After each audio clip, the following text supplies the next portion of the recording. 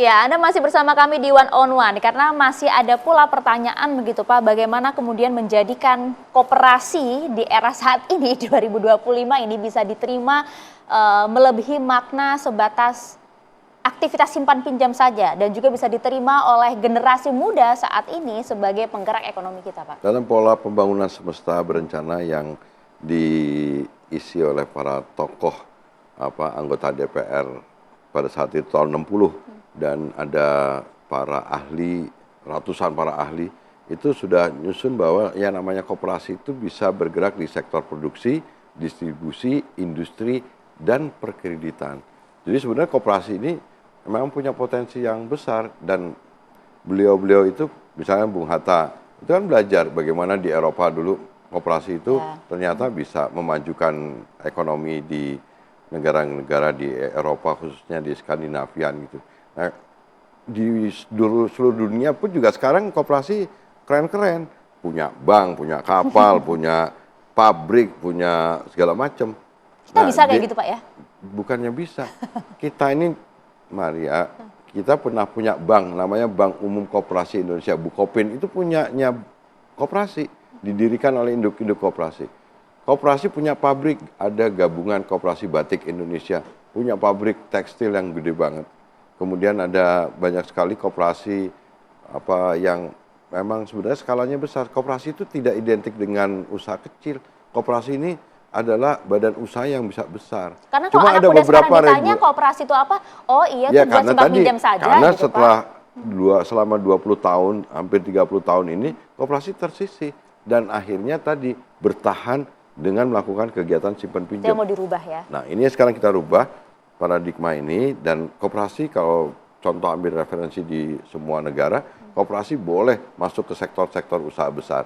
Koperasi sekarang di era Presiden Prabowo Subianto diperbolehkan untuk mengelola sumur-sumur rakyat. Nah itu Pak. Sumur-sumur idle well ex Pertamina.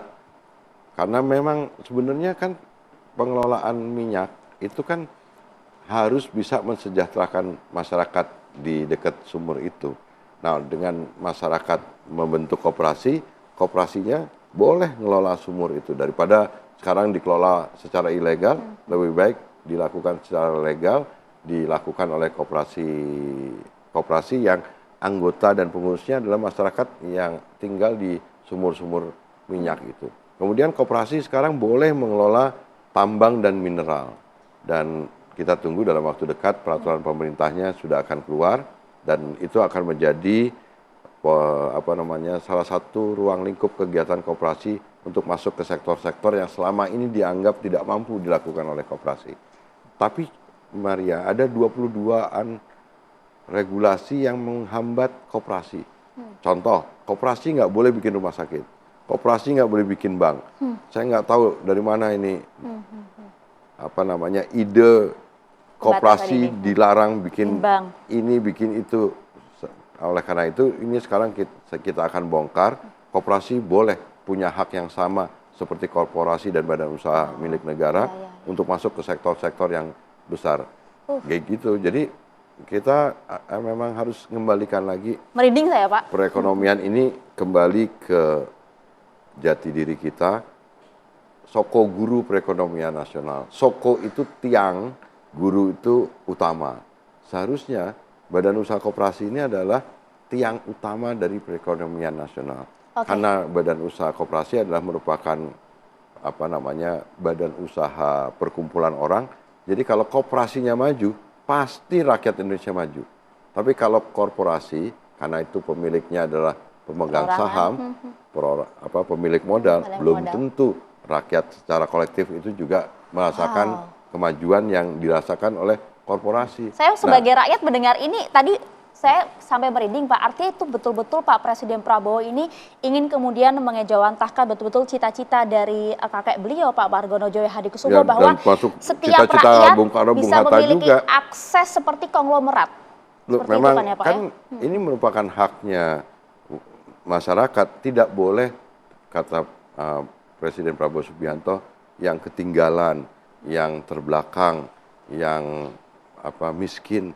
Sekarang semua harus diangkat supaya nggak boleh ada gap itu. Ini kan sekarang sebenarnya Presiden Prabowo ingin supaya Indonesia dalam rangka untuk mencapai Indonesia Emas itu, manfaat dari bonus demografi ini memang sekarang saatnya.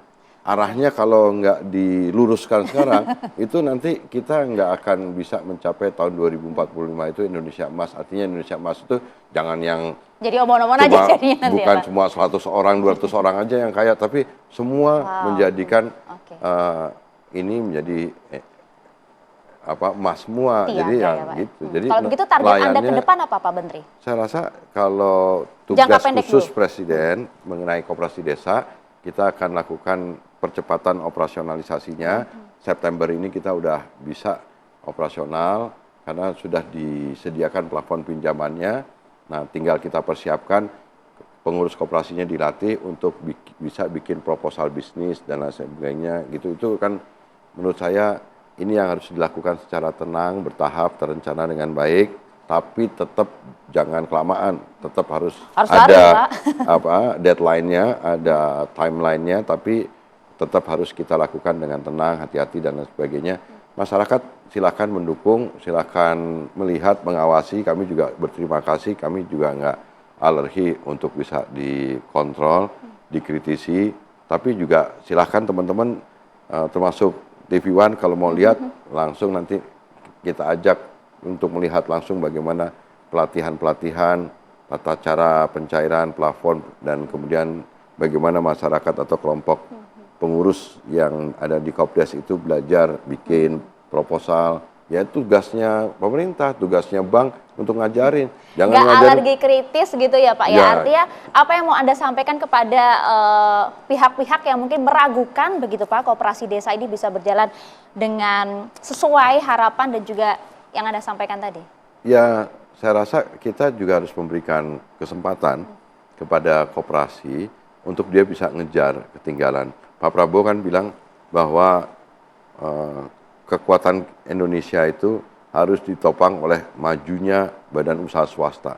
Badan usaha swasta kalau bisa jangan hanya jago kandang, tapi juga kalau bisa jadi pemain kelas dunia. Targetnya semuanya akan berjalan kapan, Pak? Juga begitu, yang harus didorong, dan Presiden kan punya Danantara yang bisa menjadi super holdingnya dari BUMN, dan koperasi termasuk koperasi desa Kelurahan Merah Putih ini bisa menjadi instrumen yang penting. Tapi alat perjuangan ekonomi rakyat yang namanya koperasi, khususnya koperasi desa Kelurahan Merah Putih, akan berjalan efektif juga dan maksimal kalau terdukung oleh data desa yang cukup akurat atau data desa yang sangat presisi. Nah, ini penting, belajar dari pengalaman di beberapa negara.